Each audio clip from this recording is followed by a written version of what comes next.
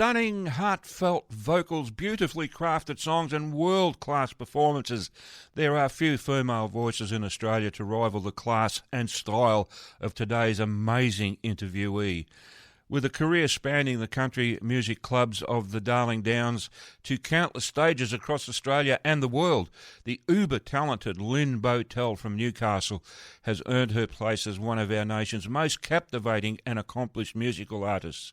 Lyn first took flight as a founding member and songwriter of the award-winning country pop trio Bella.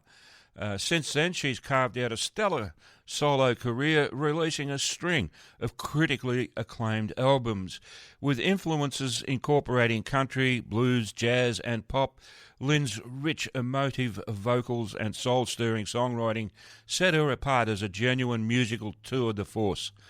Few voices in Australian music rival her class, style and raw authenticity. Lyn's recently released single Scene of the Crime that I played a minute ago off her latest album entitled Paper Cuts is an excellent example of just how incredibly talented she is.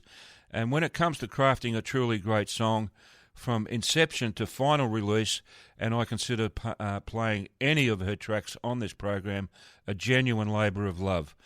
Lyn is a 10-time Golden Guitar Award winner, a Toyota Star Maker winner, a Mo Award winner, a Hands of Fame inductee, and she is the director of the Country Music Association of Australia Academy of Country Music. This girl needs a hobby. Oh, dear. I'm getting tired just reading it. I first spoke with Lyn at the Wesley Ann in Northcote back in September of 22, I think. I could be wrong about that year, but anyway, it was then at that location. When she graciously allowed me to record an interview with her prior to going on stage. And I'm truly delighted and privileged to have her standing by on the phone right now, waiting to have another chat with me. So let's bring this absolutely stunning songstress on air without any further ado. Hello, Lyn, how are you? Oh, my gosh, Harry, thank you so much for that lovely introduction. Oh, you deserve it.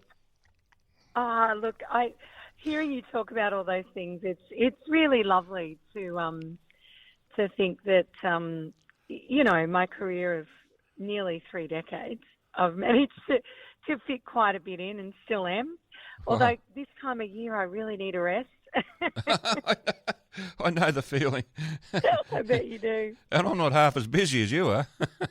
Oh, look, everyone feels it this time of year, don't they? You just start to think about how much you've got to do between now and Christmas and how on earth you're going to get it all in. Yeah, that's true. Look, I have to say, welcome to the Country Club. It is wonderful to have you on the show, and it's such a privilege for me to be able to chat with you on the phone. Thank you. I got fond memories of being able to chat with you at the Wesley Ann, back when we had a chat. I think you're right. I think it was 2022. Getting a grip on how fast the years are flying. Oh, yeah. When you were talking about it on the phone earlier and said it was 22. And I think you're absolutely right. That is when it was. Okay. All right. Okay. Well, I'm glad I got that one right. Oh, dear. Okay, now, getting a bit serious here. What's the extremely important message behind Scene of the Crime? How personal is it for you? And also the very confronting and emotional video that goes with it that I looked at and virtually brought tears to my eyes. I've got to be honest. A great piece of work, Lyn. It really is. Thank you. So tell me about it. What brought that on? Well, being a domestic violence survivor, okay. I think I realise the importance of speaking up about this issue, because when you've come through the other side of it and you just see how much of it there is around, and how many women and men are affected, it is confronting. It's quite a terrible statistic. It's just not okay that, so many women are affected. And I think from my perspective, doing this song live, I'm also I guess, overwhelmed by how many men come up and speak about their experience with family violence as well. Okay. And I think that it's a topic that we all know exists, but it's such a complex problem that finding, easy answers is not going to happen, right? It's just not going to happen. But I do believe talking about it is the key to finding resolution and to changing those stats. Instead of being 1 in 3 women and 1 in 16 men, it'd be really nice if those stats changed. And I do think the system's quite broken, and I think it's quite sad that there's so much displacement, and victims have to end up going back to where they're unsafe because there's financial problems there, there's children involved, there's all these other restrictions, and also the law doesn't actually get behind them, moving on. There's still so many loopholes. So, from my perspective as someone who went through it a long, long time ago, when this song came up for me, I was quite surprised when I started to write it and I realised what I was writing about. I was kind of taken aback because I thought, geez, do I really have to talk about this? Like, it was quite uncomfortable for me as the songwriter and the person who'd been through that to come to terms with the fact that my brain and body were ready to write a song about it. And I felt quite, I guess, raw in the experience of doing that. And I also was a little bit too close to the subject matter. So I took it to my friend Kevin Bennett, and we were both at a songwriting retreat in Nundle in Tamworth, just outside Tamworth, I should say, the DAG songwriting retreat. We were both mentoring there as teachers when the song came up, and I took it to him and we finished it together there. And it just wouldn't be the song it was without him. He just really helped me to, I guess, cut through and get what I was wanting to say out and not be scared. A lot of it was about being a little, I guess, backwards and going forwards. I didn't want to say things like, I know it like the back of your hand. I didn't want to talk about that quite so brutally and honestly. But he said, look, I think you have to. I think if you're going to go there, you should just go there. And you mentioned the film clip that was directed and shot by roaming creatives, beautiful local people here, Tracy Beveridge and her son, Josh Beveridge. And they did an amazing job. Esther Sparks is the actress in that. And we really wanted to see it from the victim's perspective. So we didn't want to represent violence in a gratuitous way. We didn't want to, go too far with it. But we wanted people to think about the effect that it has on your whole nervous system, on yourself as a human being, living and breathing, and how hard it is just to cope and move forward in everyday life when you've actually got to deal with this scene of the crime is your body, your home, your mind every day. So that's why it's such an important song. I have to say, in all seriousness, the lyrics of the song combined with that really, really well done video, it's just such an emotional experience, I find anyway. And I recommend I recommend everyone should catch up with that. So get on YouTube, folks. Look for it. Lyn Bowtell, Scene of the Crime.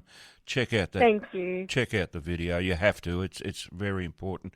Now, on a personal note, my wife gave me some information a while ago, a couple of years ago, and it stunned me, I have to say. Every week, at least one woman is killed by her partner. Yeah, by someone she loves and trusts. Yeah, that's right. Yeah. That blew me away, Lynn. I could not believe it. And now my wife would not be wrong about that. So I didn't bother. It's a horrible statistic. I didn't bother researching or anything. I just took her word for it, and she's right. That is an amazing statistic, and I tell you, I've got to be honest, it made me ashamed to be a man. Oh, I think that must feel very heavy Yeah. for men like yourself. But there's a difference between being male, having masculinity, and toxic masculinity. There's a very big difference between being the beautiful person that you are and having something incredibly sinister within yourself that you could harm others. And I think it's also hurt people. So it's a generational thing. So it will take time to weed that out. And that's why we need to talk about it. And those statistics are terribly frightening. And I think that in my experience, it only escalates. A lot of what I went through was kind of like, I explain it like a frog sitting in a warm pot of water that slowly came to the boil. Right. There was a lot of, coercive control and mind games for many, many years until it escalated to physical violence. But I don't know what's worse, to be honest. I think that feeling of being under the thumb of someone and terrified how they're going to react. And I do think that alcoholism played a major fact in that as well. Yeah. In my experience, the perpetrator having that particular addiction. So I think that alcohol plays a massive part in what goes on with regards to domestic violence. And footy season, it gets worse. New Year's Eve, it gets worse. Okay. Anzac Day, it's worse. The stats are worse. And it's because people drink. Yeah.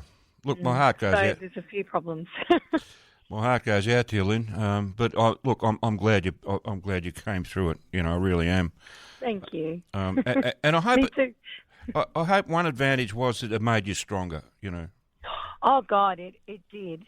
Yeah. Absolutely. And I think that when you go through, it is trauma, no matter what level it is. Everyone has trauma in their life. The thing about trauma is it helps you grow.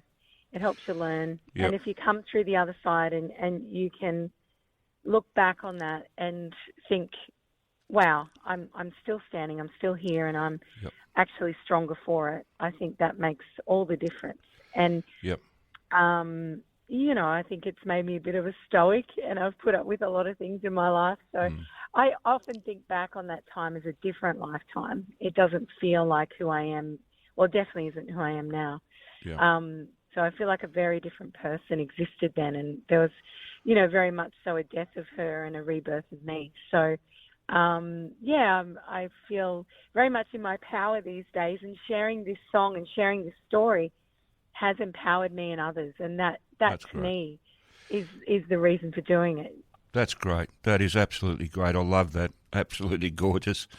Oh dear. I'm getting all emotional here. No. Okay, let's talk about. Tell me about your sensational new album, Paper Cuts, that was released back in September. How did that come together? How long did it take to put that out? Well, Paper Cuts was something that it started in 2023. Okay. And I put down the first 6 songs, I believe, or 5 songs. And then the next 6 were the end of 2024. So we did it in halves, and it was something that I wasn't sure if I was recording a whole album or we were going to just do a bunch of singles and release them. But it became quite apparent that I was writing a whole record, and I'm so glad that we did the whole body of work, and I'm so proud of this. I'm proud to be a co-producer with my partner Damon. I'm proud of the band we used. That Jeff McCormack was our fantastic engineer and mastering engineer as well. There's just so much that I love about it, and I can't believe it took me so long to step into that driver's seat and be a producer. But I'll never go back again, I don't think. Another job on the... Yeah, I know. Like you haven't got enough, I love it. I love it. Now, I reckon you'd be a great producer. I really do, and I think the album testifies to that fact very, very nicely. It's a great album, Lynn. It really is. Oh, thanks, Harry. Look, it's what one would expect from Lyn Bowtell. Nothing You less. sound like my mum now. I'm probably the same age. Maybe. Ah, dear. Look, now I've got to mention that last month you played at Days on the Sand out at Great Keppel Island. I did, yeah. And you also did a cruise in New Zealand. So Yes. so that sounds like fun. November was pretty chockers. Yeah, I ran Yeah. a songwriting retreat on Keppel before Days on the Sand, and then flew to Christchurch and got on this beautiful cruise ship. Okay. Sang some country music for people on there for the John Howie cruise, and then got home and flew to Victoria to run another She songwriting retreat. And I've just finished Christmas carols last night. It's my last, Wow. appointment of the year. Okay. So you're going to settle down for Christmas and take a bit of time off, or? Yeah, I've got to, because I've got to Yeah, I plan my think so. town hall show for January Oh, for the festival, and I've also got to run the academy before that as well. So I'll have a fair bit on. Oh, look, you don't. You're not going to let grass grow under your feet, are you? I think I'd be a bit bored. Yeah. Okay. Well, look, you're a very talented person, so why not? Australian music has benefited so much from you and people like yourself. So I appreciate it. Now, you've announced your Tamworth Country Music Festival show at the Town Hall in January. Something to look forward to? Yes, very excited to get back to the Town Hall. Okay. We're doing Thursday, the 22nd at 1 p.m. Right. The last time I really graced the stage there, I guess you would say, I've been there on and off over the years, just, on other people's shows or music from McGrath or things like that. But it was in 1997 when I won Star Maker. Right. I won it in the Town Hall back then, and that's where it was held. And so it's got lots of beautiful memories for me. Yep. I watched Becky Cole win Star Maker in the Town Hall. Great. So lots of good memories, lots of good juju, as they might say. So really looking forward to playing my Famous Friends show there. And we have some amazing guests lined up for January and an incredible band. So it's going to be a great show. Oh, look, it always is, but it just gets better every year, doesn't it? Oh, look, Tamworth, for me, it's a tradition that I don't think I could quit. I've been doing it since I was 14. I've only missed a couple.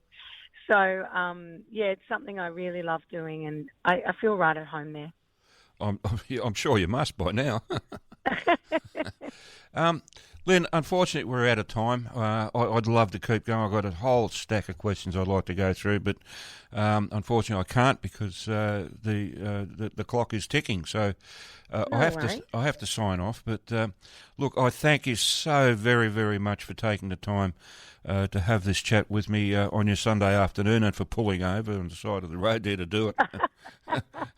I so much appreciate it. I really do. So look, thank you. Thank you. I can't thank you enough. It's been an absolute pleasure to have another chat with you, and I hope we can do it again before too much longer. Me too. And hopefully in real life again when I head to Victoria next year, maybe. That'd be great. Absolutely marvellous. I look forward to it. Me too. Thanks, Harry. No worries. You're such a nice person to talk to. I love it. Have yourself a great Christmas. All the best to you and everyone you care about. And, we'll catch you next year. Absolutely. And you too. Okay. Thank you very much, Lynn. Thanks. Okay. Bye for now. Bye.